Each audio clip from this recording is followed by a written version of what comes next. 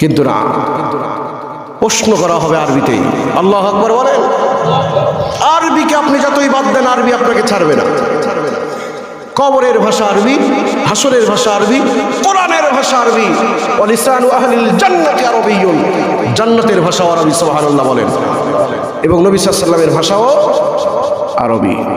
সুতরাং আরবিকে বাদ দিয়ে আপনি যতই যেমন ডিগ্রি অর্জন করেন না কেন, যেমন স্মার্ট হন না কেন, যদি কোরআনের ইলম, হাদিস এবং কোরআনের ইলম মুসলমান যদি হয়ে থাকে, যদি এই কোরআনের ইলম না অর্জন করা হয়, কবরে গিয়ে ইংরেজির উপর ডক্টরেট করেও কোনো লাভ নাই। আবার আরবিও জানে না, বাংলাও জানে না, কিছুই জানে না, কিন্তু আল্লাহকে ভয় করেছিল, ইন্তেকাল হয়েছে। কবরে রাখার পরপরই যখন বলা হবে ওমা দীনুক, তোমার দিন কি, ওই ব্যক্তি আরবি না জানুক, তার জবান থেকে অটোমেটিক বের হয়ে যাবে দিন আল ইসলাম। সুবহানাল্লাহ।